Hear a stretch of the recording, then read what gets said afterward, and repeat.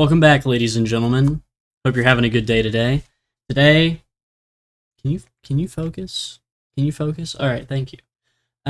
Today we're going to be talking about Aldous Huxley's Brave New World. I know, crazy, right? This book is very reminiscent. It gets compared a lot with 1984 by George Orwell, which I will talk about eventually. And by eventually, I mean I'll probably make the video after this one talking about it.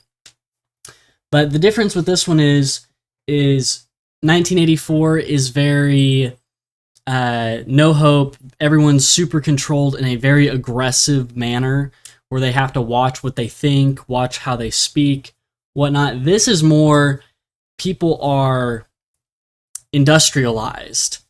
People are made in test tubes, right? I gotta move this way. That way that doesn't stay in the way. Should I just take that away? Anyways, so there's rankings of people. There's alphas, betas, deltas, gammas, epsilons. I think it's the order it goes.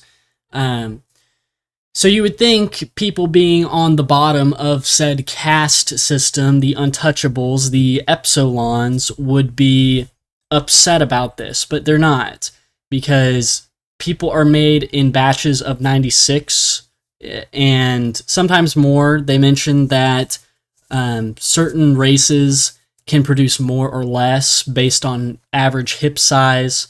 I think they said at one point it was some place in Africa, I don't remember, but they were like, oh, it can get like 108 fetuses out of it, which is like, oh, okay, I like that we're going into the scientifics of it all. But they're engineered, they're baked like cookies, and they, from birth, not even birth, just once they're engineered, they sit in a little casket in this room, and they just have this thing on the intercom that loops hundreds of times. And it's just like, in an epsilon's case, it would say, I'm an epsilon. I'm happy to be an epsilon because I don't have to deal with all the responsibilities that everyone else does. And then on the flip side, the alphas would get hit with, I'm an alpha. I'm happy to be an alpha because I'm better than everyone else. Or if we want to go into the middle with like deltas, I'm a delta. I'm happy to be a delta because I'm better than the epsilons and gammas, and I don't have to deal with the crazy responsibility of alphas and betas, but I'm right in the middle. I'm perfect because I am a middleman, all that. So either way, these people are happy to be where they're at. However, there are a few intellectuals. There's one we come across, but he's an alpha if I remember right. I read this book a while ago, but I want to discuss other books because I don't want to just, get on this thing where I'm reading this and I completely forget about some other books I read, because in all fairness, I read this book maybe 8 months ago, but I did want to talk about it. I think it's worth reading easily because I think it's only a little over 200 pages, maybe like 250, and it's pretty easy to read. It's a good read, and I think it does have some interesting philosophical ideas. I'm a big philosophy buff, as I've mentioned, so I do see things through a certain lens a lot of the time. But these people in this engineered society take what's called soma.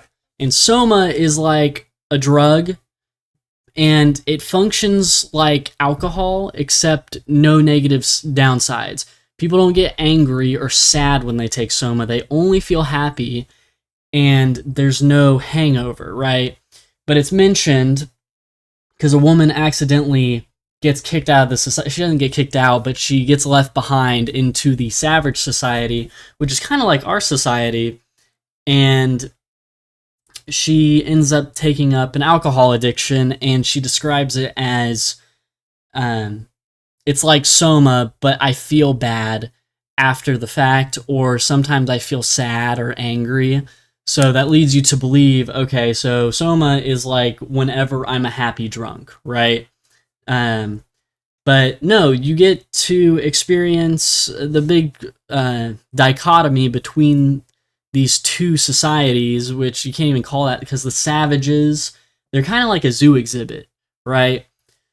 except they're more abundant than animals in a zoo. You go to a zoo, you see like 1 or 2 tigers. No, there's like a whole society of savages that they kind of just, they leave them over there. But what happens is a savage ends up coming into this engineered life, and he tries to blend in, but he doesn't really like the norms of the society. One of the big things for him was the fact that polygamy is so normal in this engineered society. Everyone kind of has this idea that they need to try everyone else out in the bed, right? They want to know how they act, how they play in bed, and what their thoughts are, and it's normalized.